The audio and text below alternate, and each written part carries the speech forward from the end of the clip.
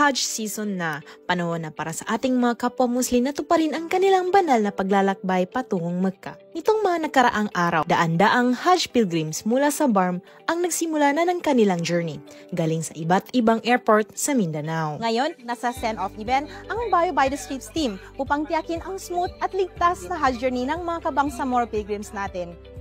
Pero special ang batch na ito, kasama natin ang pinakaunang batch ng former at decommissioned combatants na bahagi sila ng Hajj subsidized program ng BARM.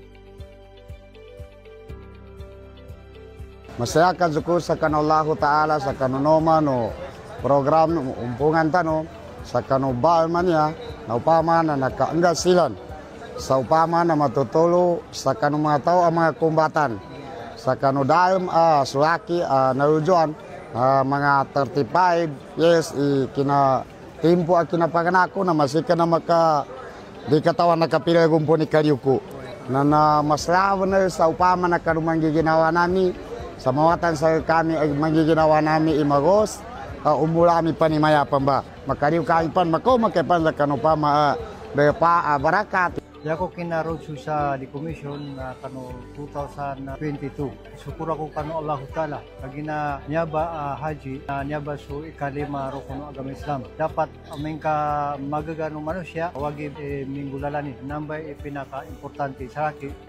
Masaya ako sa pagpasok dito sa pag-Hajj. Sana ba tuloy-tuloy itong mga ng islat sa pag-Hajj sa Bangsamoro. Tidaro namin yan sa kami sa kanunyaba ang program na dala gagasto no kanyanong panggasto na niya umpungan tanuban niya sa upama na balman niya.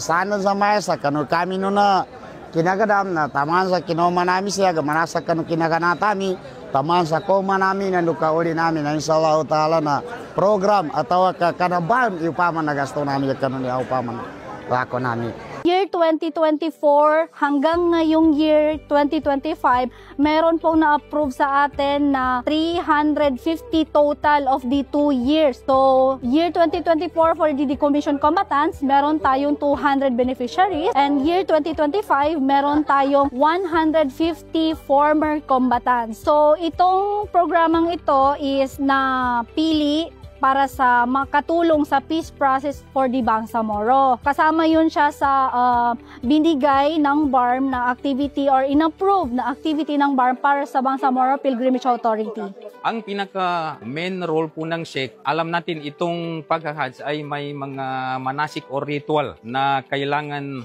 obligado na magawa nila.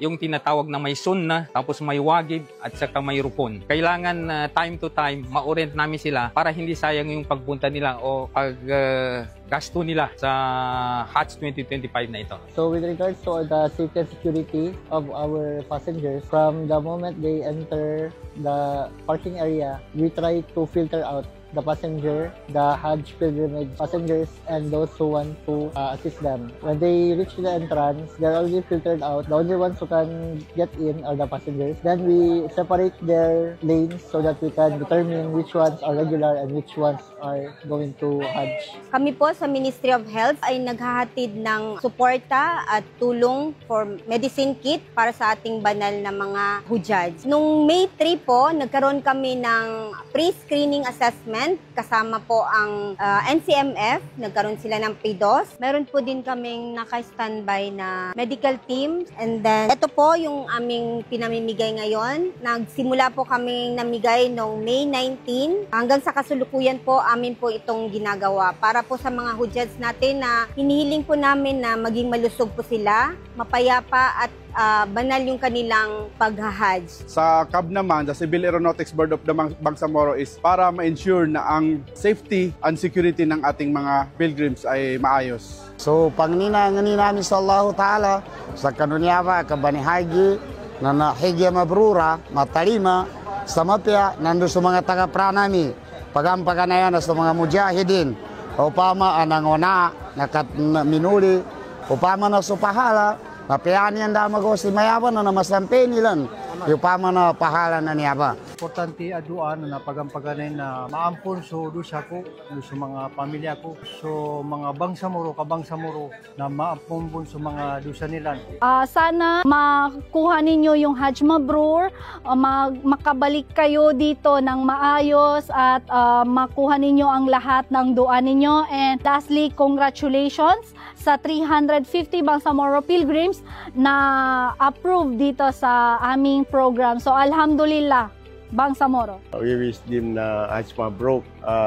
Yung Hajj nila ay tanggapin ng Allah Subhanahu wa Ta'ala. Their sacrifice will be rewarded by Allah Subhanahu wa Ta'ala. Itong Uplan Hajj is a program of the Bangsamoro government. So, ito po ay inimulan natin noong 2023. Pero tuloy-tuloy nito, every year ginagawa ito ng Ministry of Transportation and Communication. Sa itong tulong natin sa mga pilgrims, lalo na itong pag-assist sa airport kasi minsan nahirapan. So sabi ko sa mga staff po, dapat ma-assist natin sila. Huwag silang lilinya, dapat tayo ang makatulong sa kanila para maganda, maayos yung paglalakbay nila. Amin, amin, inshallah, Hajj Mabrur sa lahat ng ating mga kabangsamoro pilgrims. Hangad ng Bangsamoro government ang inyong ligtas na pag-uwi mula sa banal na paglalakbay.